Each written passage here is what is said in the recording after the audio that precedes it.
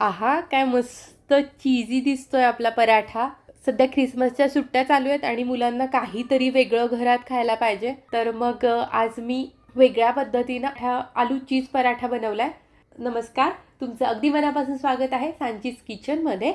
आपण आलू चीज पराठा लगेच बनवायला घेऊया. पराठा करायचा आहे म्हणजे कणिक मळणं आलंच. तर मग मी इथे गव्हाचं पीठ मोठे 4-5 चमचे घेतलेलं आहे. त्यानंतर त्याच्यामध्ये मीठ घालतेय, थोडंसं तेल घालतेय, त्यानंतर खूप सारे चिली फ्लेक्स घालतेय. लहान मुलांसाठी करत असाल तर चिली फ्लेक्स घातलं नाही तरी चालेल. त्यानंतर मिक्स हर्ब्स घालतेय आणि इथे मी कसुरी मेथी घेतली आहे, ती हातावर क्रश करून याच्यामध्ये घालतेय. कसुरी मेथीने एक छान वेगळी चव येते. आता लागेल तसं थोडं थोडं पाणी घालून आपण ही घट्टसर कणिक मळून घ्यायची. कणिक मळताना त्याचा एक अंदाज घ्यायचा. थोडी घट्ट ठेवली म्हणजे आपलं जसं बटाट्याचं जे स्टफिंग करणार आहोत आपण, ते ज्या टेक्स्चरचं होईल तसं आपल्याला हे पीठ नंतर करून घेता येईल. घट्ट असेल तर मग ते थोडंसं पाणी घालून किंवा तेल लावून आपण थोडंसं ते सैलसर करू शकतो. त्यामुळे मुळात करताना ते सैल करायचं नाही.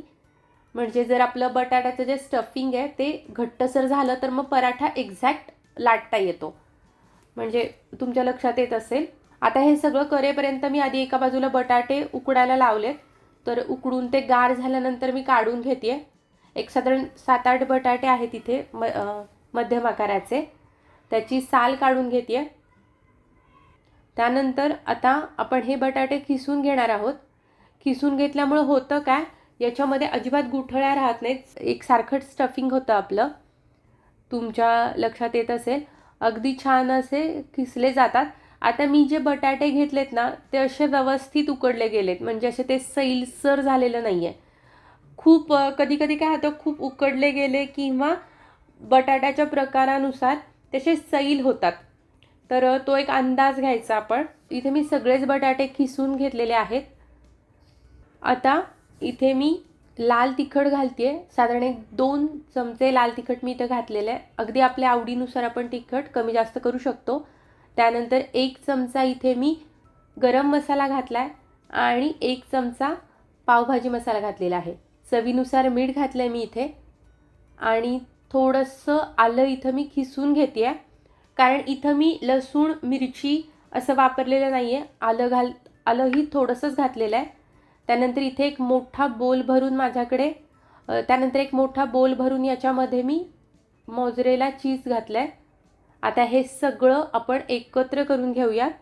हे चीज जे आहे याने असं छान असे ते तार येते. ॲक्च्युली पिझ्झासाठी जे चीज वापरतात ते चीज आहे. आपण कोणतंही चीज इथं वापरू शकतो. ते मुलांना थोडीशी गंमत वाटते म्हणून मी आज इथे हे चीज वापरलं आहे. त्यानंतर जी भिजवलेली कणिक होती त्यातून मी एक कणकेचा उंडा घेतला आहे. तो कोरड्या पिठामध्ये बुडवून घेतला आहे आणि पुरणाच्या पोळीला आपण जसं वाटीचा आकार देतो तसा द्यायचा आणि हे जे बटाटा आणि चीजचं स्टफिंग आहे ते याच्यामध्ये भरायचं. अलगद हे बंद करून घ्यायचं. आता इथं जे व्यवस्थित याचं आपण तोंड बंद करून घेऊयात. जसा मोदक आपण बंद करतो तसंच हे बंद करून घ्यायचं. सगळीकडून व्यवस्थित त्याला असं बंद केलं म्हणजे आतलं स्टफिंग बाहेर येत नाही. आणि परत एकदा हा उंडा कोरड्या पिठामध्ये बुडवून घ्यायचा आणि आता आपण हा लाटून घेऊयात. अगदी हलक्या हाताने लाटून घ्यायचा. खूप छान पराठा होतो हा, मस्त लागतो. आता इथं पराठ्याचं फक्त कसं असतं, जशी स्टफिंगची कन्सिस्टन्सी आहे ना तशीच सेम वरच्या पिठाची पण ठेवायची. म्हणजे तो पराठा एक्झॅक्टली सगळीकडून छान लाटला जातो, अजिबात फुटत नाही. तुम्हाला हे जे दिसतंय थोडंसं ते चीज आहे.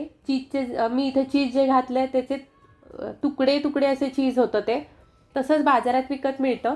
मी ते तसंच तसंच वापरलेलं आहे. ते किसलेलं चीज नव्हतं, त्यामुळे त्याचे ते थोडेसे तुम्हाला तुकडे असे दिसत असतील. ते बाहेर आलेले नाहीत. तुम्हाला पराठा भाजताना सुद्धा लक्षात येईल. खूप छान एकसारखा असा पराठा हा लाटून झालेला आहे. आता मी तो तव्यावर घेते. परफेक्ट. आता आपण तो दोन्ही बाजूंनी व्यवस्थित भाजून घ्यायचा आहे. आता मी इथं पराठ्याला बटर लावते. इथं तूप तूप किंवा तेलसुद्धा आपण लावू शकतो, पण चीजच्या पराठ्याला बटर छान लागतं. आणि जे इथं बटर लावलं आहे हे मी गार्लिक बटर लावलं आहे. आता दुसऱ्या बाजूनं देखील आपण पराठा छान असा भाजून घेऊयात. या बाजूला सुद्धा मी बटर लावून घेते. असा गरम गरम पराठा खूप छान लागतो. म्हणजे पराठा खायचा असेल ना तर मला स्वतःला तरी असा तो गरम गरम तव्यावरचा खायला खूप आवडतो. मला शक्यतो गार झालेला पराठा खायला नाही आवडत. तर मग वाट कसली बघताय, पटकन बनवा. घरातलं साहित्य आहे आणि तो कसा झाला हे सांगायला अजिबात विसरू नका. तर मग ही रेसिपी तुम्हाला आवडली असेल तर प्लीज या रेसिपीला लाईक करा, कमेंट करा, रेसिपी शेअर करा आणि सबस्क्राईब करायला विसरू नका. सांचीज किचन या आणि अशा विविध लज्जतदार रेसिपीसह पुन्हा भेटूयात. धन्यवाद. खूपच भारी, खूप मस्त झाले आई. हा हा.